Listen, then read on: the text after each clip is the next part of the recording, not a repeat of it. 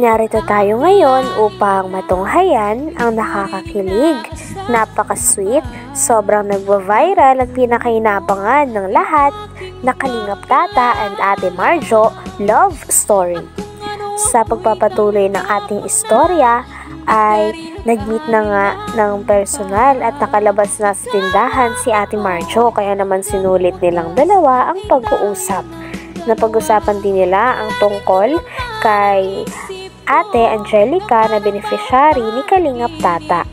Sabi nga ni Kalingap Tata, ipapabahayan niya daw si Ate Angelica, at sumagot naman si Ate Marjo na sino ang next niyang papabahayan. Sabi naman ni Kalingap Tata ay si Ate Marjo daw. Kaya natawa silang dalawa. Tapos, sinong next na papabahayan mo? Ikaw. Pabahayan kita. Muy ganun. Joke lang. Joke lang ako. Masyadong seryoso yung ano. At syempre, pag ano, yun ang ano ko talaga. Kumbaga, yun ang first ano ko na pabahay kay Angelica.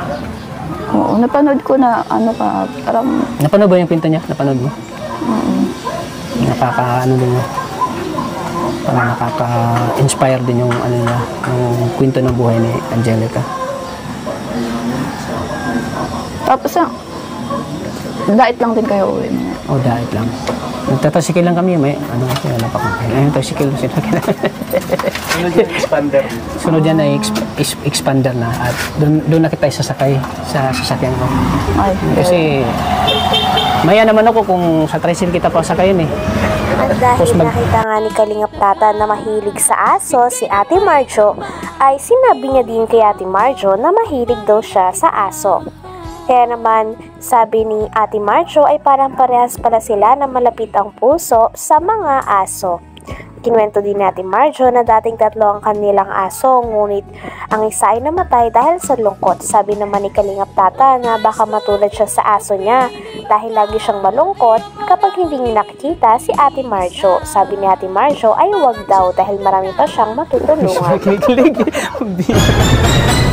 kinikilig sana. Kinikilig. Salamat pala. Napaunlakan mo yung ano. Ang gising ko pa talaga dapat ayan eh. Mga 5. Pero sinabi ng mama mo na may naghanap siya. Hindi yan sa kana ano, pag nasa kwarto. Ay, buti lang talaga at nagising ka. Kasi pag nagising ka ng alas 6 ng gabi, dito alas 6, dito ba kami ngayon? Hintayin ka pa rin namin. Oo. Talaga ba yun?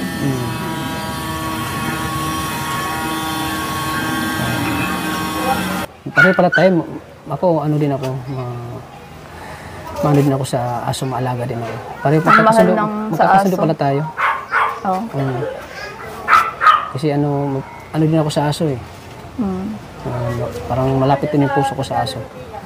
Bato ka nga. Ha? No.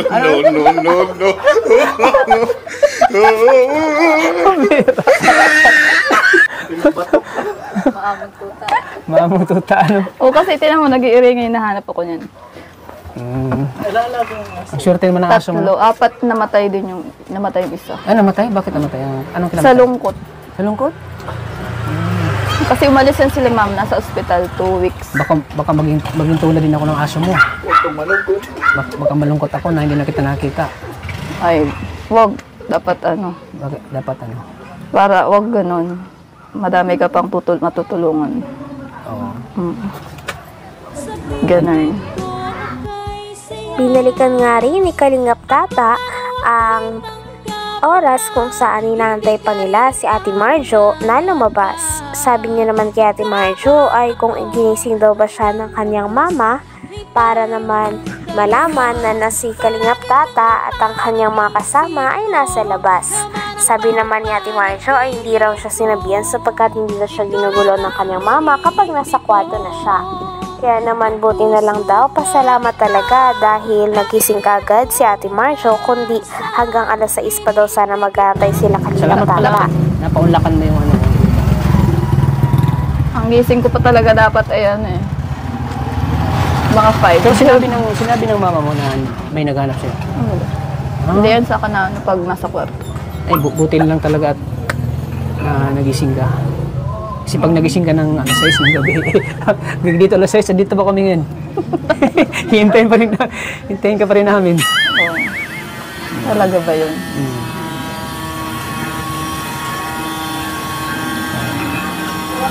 Pareho pala tayo. Ako, ano din ako, maano din ako sa aso, maalaga din ako. Pareho pa Ang mahal ng sa magkakasundo aso. pala tayo. Oo. Kasi ano din ako sa aso eh. Parang malapit din yung puso ko sa aso. Bato ka nga. Ha?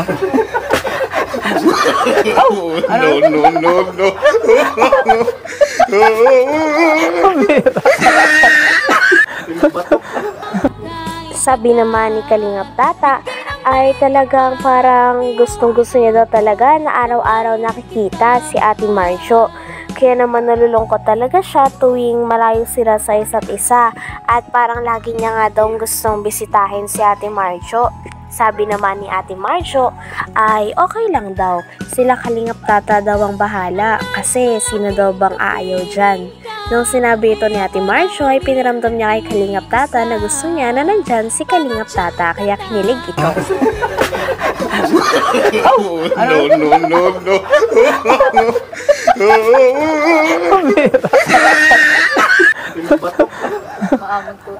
Maamong tuta, ano? O kasi tinan mo, nag-iingay, nahanap ako niyan. Ang swerte naman ng aso mo. Tatlo, 4 namatay din yung isa. Ah, namatay? Bakit namatay? Anong kinamatay? Sa lungkot. Sa lungkot? Kasi umalis yan sila ma'am, nasa ospital 2 weeks. Baka maging tulad din ako ng aso mo. Baka malungkot ako na hindi na kita nakita. Ay, wag. Dapat ano. Dapat ano? Para wag ganun. Madami ka pang matutulungan. Oo. Ganun. Siyempre para makita pa kita palagi. Oo. Bahala kayo, bakit sino ba nga ayaw dyan? Sabi ganun.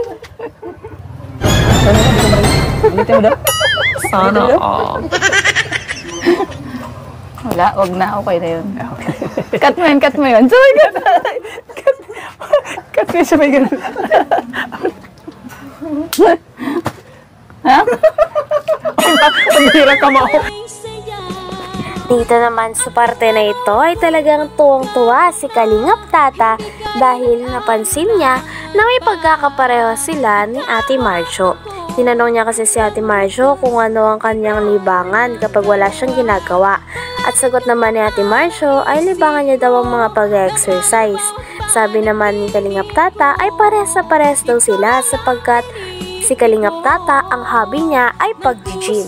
Mukhang magkakasundo daw talaga silang dalawa ni Ate Marjo dahil parehas din sila ng hobby at mga gusto sa buhay. Kaya kinilig naman si Ate Marjo dahil may similarities kaagad silang dalawa. Pulis bro, pulis. Kasi hard sana. Kamao. Kung binigay sa'yo, ay. Kung suntok binigay sa akin bro. Buti nga, hindi ka binunutan. Buti hindi ko binunutan. Hindi man. Pag binunutan ka no, sabay ganyan ako ng video ko. Sabay kong vlog.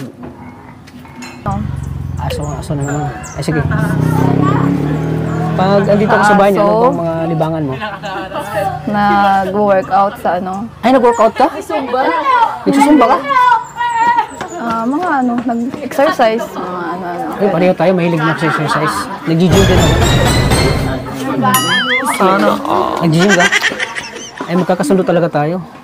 Kasi mahilig din ako mag-gym eh. Yan ang hobby ko. Mag-gym. Saan ka nag-gym dito? Dito sa ano dati pa. Kaso hindi na ngayon. Kasi nandito ako sa bahay. Pwede ba tayong mag-gym sa daet? Kung ako lang sa'yo. Pag-iisipan ko.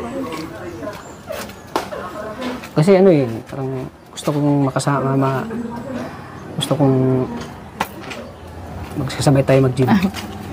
Oo. Pwede naman, tuturuan mo ako sa mga ano. Oo, tuturuan kita sa program. Ako ang turo sa'yo.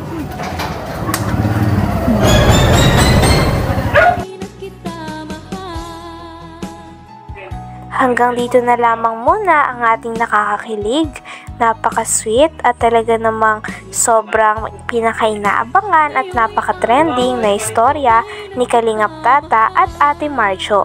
Maraming salamat sa inyong panonood. Hanggang sa muli. Bye!